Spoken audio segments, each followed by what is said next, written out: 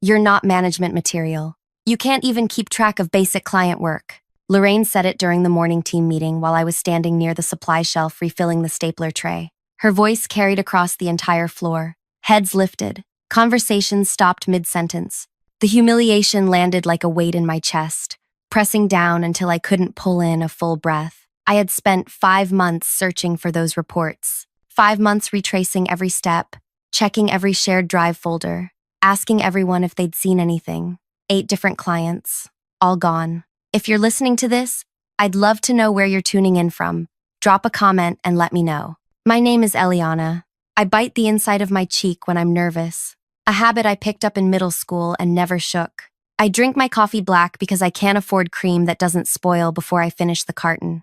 On Tuesdays, when the laundromat below my studio runs their industrial dryers, my whole apartment smells like fabric softener and hot lint. I had worked at the firm for 3 years.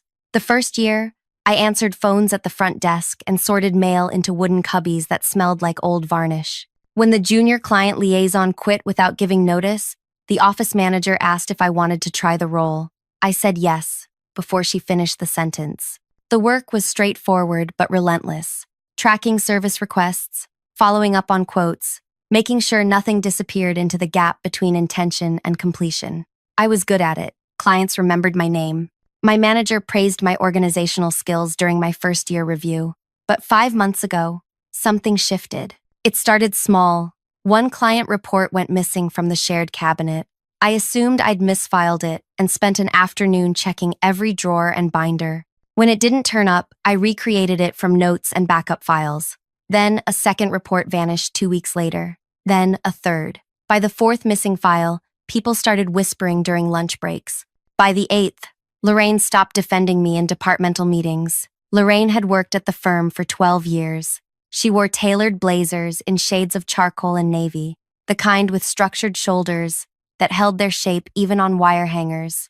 She lived in a gated community 20 minutes west of downtown with her husband and 2 kids. Her daughter was applying to private high schools that required entrance exams. Her son played travel hockey on a team that practiced in a rink 2 towns over. She drove a sedan that still had that new interior smell, the one that comes from leather seats and factory-fresh upholstery. I lived in a studio above the laundromat on Maple Street. My furniture came from 3 different yard sales. A kitchen table with uneven legs, a bookshelf missing its bottom support, a desk chair that squeaked whenever I leaned back. I walked to work every morning because my sedan died last February, and the repair estimate was more than I had in savings. The mechanic said it wasn't worth fixing. I left it parked on the street until the city towed it. The firm occupied the 2nd and 3rd floors of a converted textile mill. Exposed brick, high ceilings, windows that rattled when delivery trucks passed below. The building had character, which was what people said when they meant old and uninsulated. In winter, the heating vents clanged and hissed, but barely warmed the far corners. In summer, we propped open the fire exit with a broken desk leg to get cross-ventilation. My workspace sat in the shared client services area near the back, 5 desks arranged in a horseshoe. Lorraine's office formed one wall of the horseshoe, with a glass panel that let her see everyone without leaving her seat. She kept her door half open most days, and I learned to recognize the rhythm of her typing, the way she cleared her throat before picking up her phone, the sound of her pen tapping against her notepad when she was thinking. The missing reports became a pattern I couldn't escape. Clients started calling to ask about delayed updates.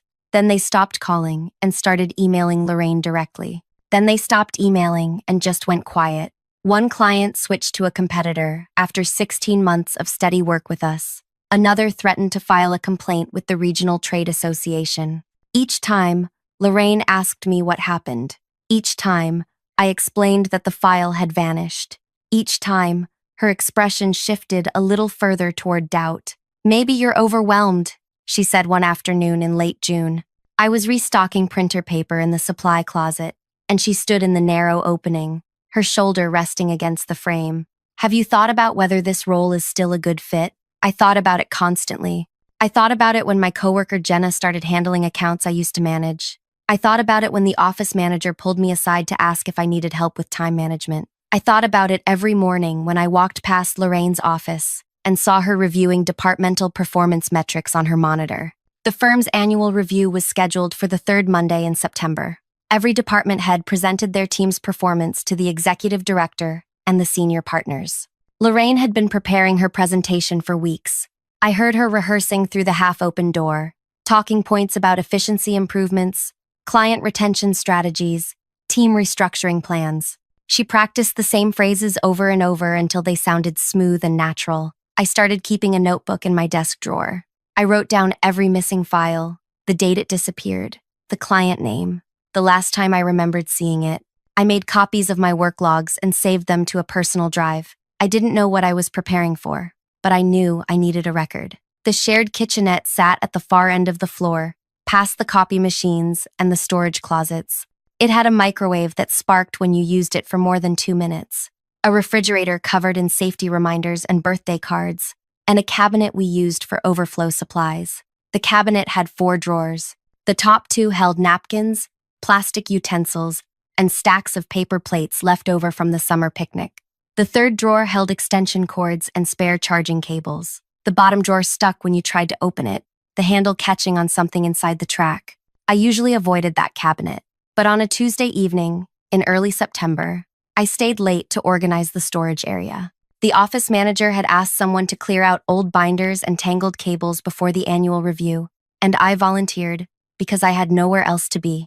The laundromat closed at 8. If I went home before then, I'd just sit in my apartment listening to the rhythm of the dryers through the floor. I worked my way through the top drawers first, threw out expired flyers, untangled cables, and wound them into neat loops, stacked binders by year. When I got to the bottom drawer, I pulled the handle. It didn't budge.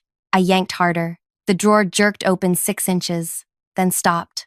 I crouched down and reached into the gap, trying to feel for whatever was blocking the track. My fingers brushed something smooth and cool. Metal. I shifted my grip and pulled again. The drawer lurched open another few inches. I angled my phone's flashlight into the gap. 8 folders. Manila. Labeled with client names and dates. Arranged in chronological order from April to August. Everything I had been blamed for losing. My hands went numb. I pulled the drawer open the rest of the way and lifted the first folder. The label was in my handwriting. Inside were the client requests I'd spent a week tracking down, the notes I'd compiled, the follow-up questions I'd prepared. The second folder was the same.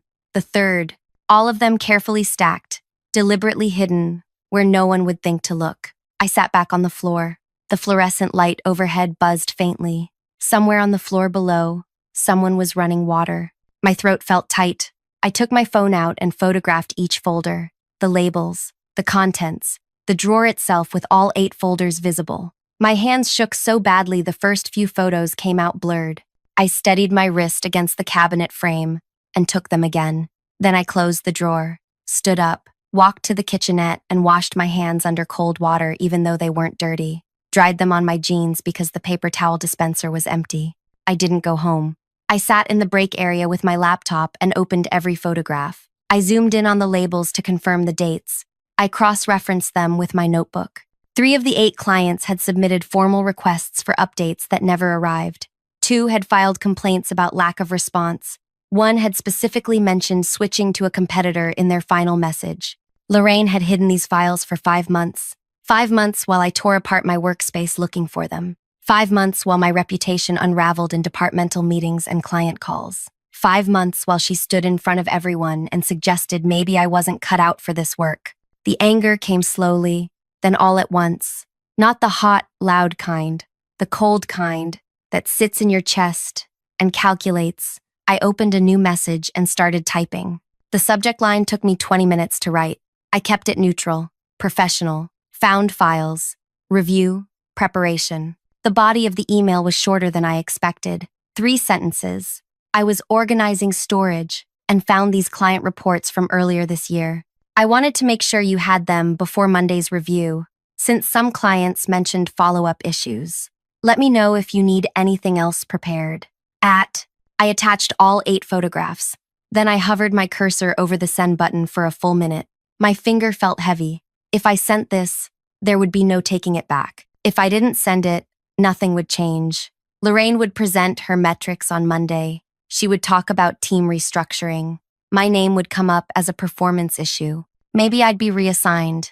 Maybe I'd be let go quietly in the next round of budget reviews. I added the department director to the CC line. His name was Malcolm, and he had been with the firm for 18 years. He signed off on all hiring decisions and annual raises. He attended every review meeting. If Lorraine was going to present her version of the story on Monday, he needed to see this first. I sent the email at 6:47 p.m. on Thursday evening.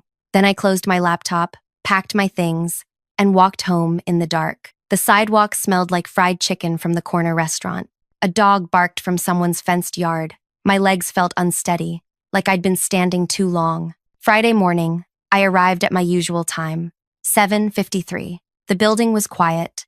The coffee machine in the break room was still warming up, making that low gurgling sound it always made. I logged into my computer and opened my inbox. No response to the email. I checked twice to make sure it had sent.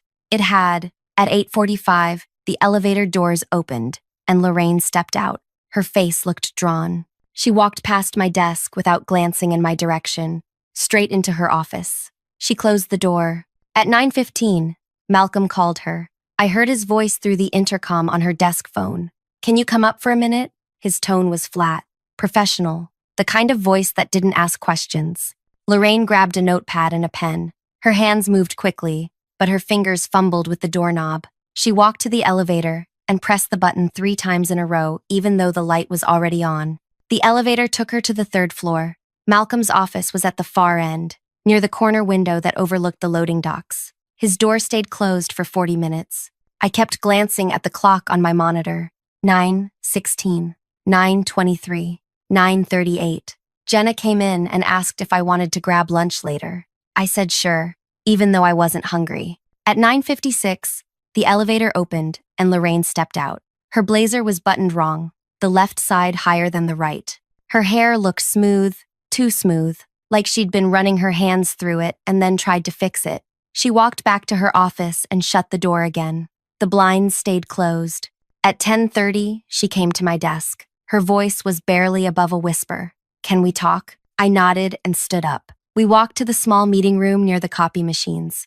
It had a round table and 4 chairs and a whiteboard that still had old notes from someone's brainstorming session. I sat down. She stayed standing. "Why did you copy him?" she asked. "I thought he should know before the review," I said. "Since you're presenting Monday, you could have just told me privately." I looked at her directly. "Like you told everyone privately that I lost those reports?" Her mouth opened.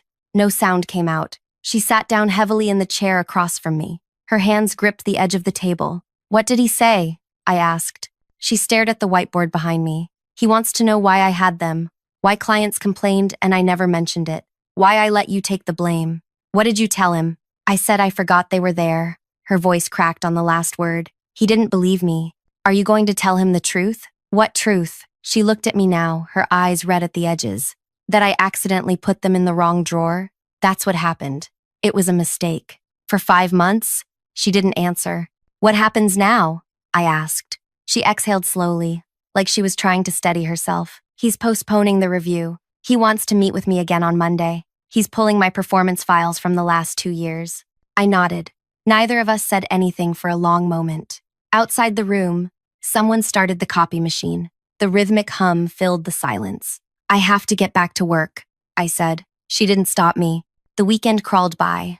I cleaned my apartment, walked to the grocery store, sat on my bed and stared at my phone, waiting for something to happen. Nothing did. Saturday night, I ate microwaved soup and watched the lights from the laundromat flicker through my window. Sunday, I reorganized my bookshelf and tried to read, but couldn't focus on the words. Monday morning felt different. The office was quieter than usual. Lorraine didn't come in until 9:30, an hour later than normal. She went straight to Malcolm's office without stopping at her desk. The door closed. This time it stayed closed for over an hour. When she came out, her face was pale. She didn't look at anyone. She walked to her office, grabbed her purse and her jacket, and left. The elevator doors closed behind her. Jenna leaned over from her desk. "What's going on?" she whispered. "I don't know," I said, but I did know. I just didn't know how much. Monday afternoon, Malcolm sent an email to the entire department. The review meeting was canceled. He would reschedule it later in the month. No other explanation. People started speculating in the break room, but I stayed at my desk and kept working. Tuesday morning, Lorraine came back. She walked straight to my desk before she even took off her coat. "Please," she said, "can we talk again?" We went back to the meeting room. She sat down immediately this time, her hands folded on the table in front of her. Her nails were painted pale pink, but the polish was chipped on 2 fingers. "Tell him it was a misunderstanding," she said. "Tell him you put them in my drawer by mistake." "Why would I do that?"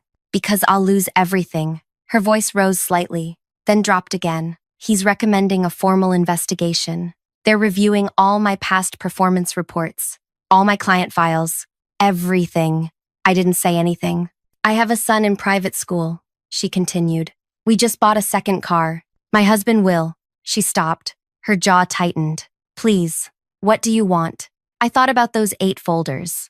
I thought about 5 months of meetings where I sat in silence while people questioned my competence. I thought about the clients who stopped returning my calls because they thought I'd lost their work. I thought about the morning she stood in front of everyone and said I wasn't management material. "I want you to tell them the truth," I said. She stared at me. "If I do that, they'll fire me." "Maybe they should." Her face crumpled. She started crying, real crying, the kind that shakes your shoulders and makes your breath come in gasps. I'd never seen her cry before. I'd never seen her look anything but composed. I stood up. "I have to get back to work." She didn't follow me. That afternoon, Lorraine submitted her resignation. The office manager sent an email to the department at 3:47 p.m., effective immediately, pursuing other opportunities. "We wish her well." The standard language that meant nothing and everything. People whispered about it for the rest of the week. Jenna asked me if I knew why she left so suddenly. I said I didn't. Another coworker speculated that she got a better offer somewhere else. Someone else said they heard it was personal reasons. No one seemed to know the real story, except me and Malcolm and Lorraine. I thought that would be the end of it. I thought I could go back to my work and rebuild my reputation slowly, one client interaction at a time. But 3 days after Lorraine resigned, a man showed up at the reception desk asking for her. The receptionist explained that she no longer worked here. He asked when she left. The receptionist told him to speak to the office manager. Instead, he walked into the client services area. He was tall, with graying hair and a wedding ring on his left hand. He looked around until his eyes landed on Lorraine's old office. "Which one of you worked with her?" he asked. Jenna raised her hand slightly. "We all did." He walked closer. "Did she work late a lot?" No one answered. "She told me she was working late," he said. His voice was calm, but there was something sharp underneath it. 3-4 nights a week, sometimes Saturdays. Said she had a big project, had to put in extra hours. He paused. "But I just talked to your office manager. She said Lorraine's keycard log shows she left every night by 5:30 for the last 6 months. Jenna glanced at me.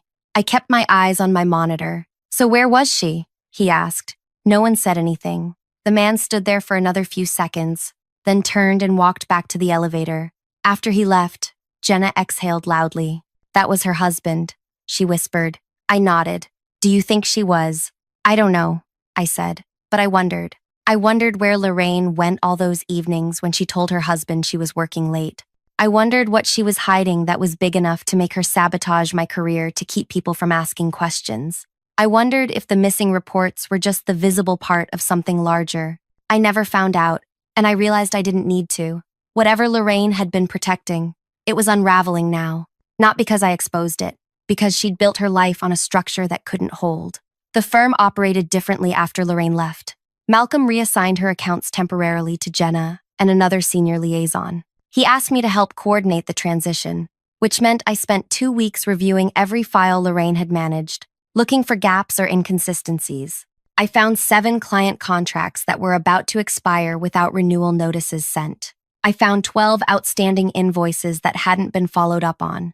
I found a spreadsheet where she'd marked 3 client complaints as resolved, even though no resolution notes existed in the files. I documented everything and sent it to Malcolm in a summary report. He thanked me in person, which he almost never did. He stood at my desk with his hands in his pockets and said, "You have good instincts. We should have listened to you sooner." I didn't know what to say to that, so I just nodded. 4 weeks after Lorraine resigned, Malcolm called me into his office. The last time I'd been up there was during my annual review 2 years ago. His office had the same brick walls as the rest of the building, but his window faced the street instead of the loading docks. You could see the coffee shop across the way, the one with the chalkboard sign, and the line of people waiting on the sidewalk. "Sit," he said, gesturing to the chair across from his desk. I sat. He opened a folder and slid a single sheet of paper across to me. "We're restructuring the client services team. I'd like to offer you the team lead position." I stared at the paper. It was a formal offer letter, with a salary number that was 30% higher than what I currently made. "It comes with a raise and a discretionary bonus structure," Malcolm continued.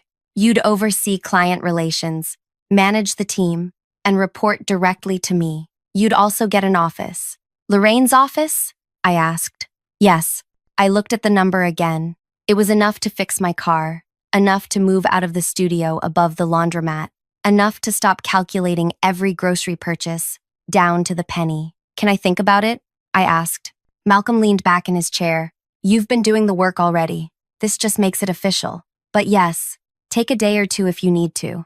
I took the offer letter home with me. I sat at my uneven kitchen table and read it 3 times. I thought about Lorraine, about where she was now, about whether she'd found another job, or whether she was sitting in her gated community house trying to explain to her husband why she'd resigned so suddenly. I thought about her son's hockey practices, and her daughter's private school applications, and the new car they'd just bought. I thought about the 8 folders hidden in the bottom drawer. I signed the offer letter that night and returned it the next morning. Malcolm announced the promotion in a departmental meeting on Friday. There was polite applause. Jenna hugged me afterward and said she was happy for me. A few other coworkers congratulated me quietly. No one asked why the position had opened up. Everyone already knew. I moved into Lorraine's office the following Monday. The cleaning crew had emptied it completely. No photos, no personal items, no trace that she'd worked there for 12 years. Just a desk, a chair, a filing cabinet, and that glass panel that looked out over the client services area. I brought my notebooks and my pens and the small desk plant I'd kept alive for 2 years despite the poor lighting. I arranged everything carefully. Then I sat down in the chair and looked through the glass at the 5 desks arranged in a horseshoe. It felt strange, not triumphant, not victorious, just strange and quiet and permanent. The first week in the new role, I focused on rebuilding client relationships. I called the 3 clients who had complained about missing reports and apologized for the delays. I explained that we'd had a transition in management and that I was personally overseeing their accounts now. 2 of them were skeptical but willing to give us another chance. The third one agreed to a probationary period. It was more than I expected. I implemented a new tracking system for all client requests. Every file got logged into a shared database with timestamps and status updates. Every team member had access. No more hidden drawers. No more files disappearing into someone's office. Jenna adapted quickly. The other team members took longer, but they came around. By the end of the 2nd month, we'd recovered 4 of the clients who'd left during Lorraine's tenure. By the end of the 3rd month, our client satisfaction scores were the highest they'd been in 18 months. Malcolm mentioned it during a senior leadership meeting. Word got back to me through the office manager, who smiled when she told me, "You're doing good work," she said. I was, but it felt less like success and more like repair, like I was fixing something that should never have been broken in the first place. 6 months after I took the position, I was restocking supplies in the shared kitchenette.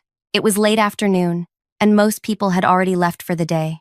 I opened the bottom drawer of the cabinet, the one that used to stick. The maintenance crew had fixed the track a few weeks after Lorraine left.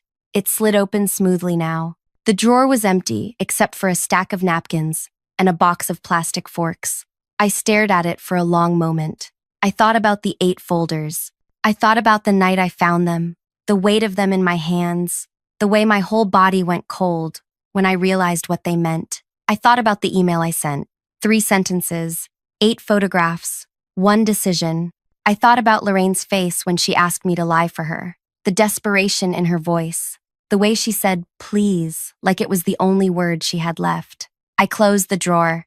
Sometimes people ask me how I ended up in this position, how I went from the junior liaison who couldn't keep track of files to the team lead who turned the department around. They ask it casually, like they're making conversation, but there's always curiosity underneath. I tell them the same thing every time.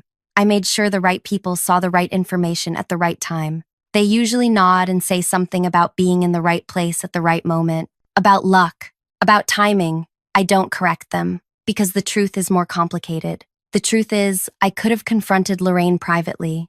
I could have asked her why she hid those files. I could have given her a chance to fix it before anyone else knew. But I didn't.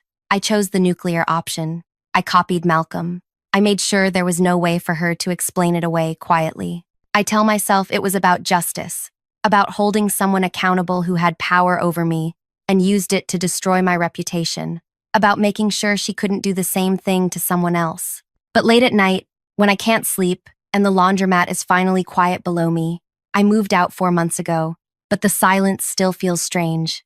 I wonder if it was really about justice, or if it was about power, about taking something from someone who thought they were untouchable. I don't know if that makes me calculating or just human.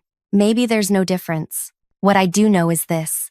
Lorraine made a choice when she hid those folders. She chose her career over mine. She chose her reputation over the truth. She chose to let me drown while she stood on the shore and watched. And when I found those folders, I made a choice too. I chose to let the system do what it was supposed to do. I chose transparency over silence. I chose accountability over mercy. She lost her job. She lost her reputation. She lost whatever she was hiding from her husband, whatever those late nights were really about. Her life unraveled in a matter of days, and I was the thread that pulled first. I think about that sometimes, whether I pulled too hard, whether there was another way, whether the outcome would have been different if I'd chosen differently. But then I remember sitting in that team meeting while she told everyone I wasn't management material. I remember the clients who stopped trusting me. I remember 5 months of questioning myself, wondering if maybe she was right, if maybe I really couldn't handle the work. And I stopped wondering. I still work at the firm. I still sit in the office that used to be hers. I still see her name sometimes in old files or archived emails, and every time, I feel the same quiet certainty I felt the night I sent that message. She built a trap for me. I just made sure she was standing in it when it closed. I don't call it revenge. I call it documentation. I call it transparency. I call it making sure the person responsible was held responsible. But the outcome was the same. She's gone. I'm here. And every time someone praises my leadership, or my organizational skills, or my attention to detail, I think about 8 folders in a stuck drawer and a single email that changed everything. Thank you for listening to my story. If it resonated with you, I'd really appreciate it if you'd leave a like, drop a comment, or subscribe so others can hear it too.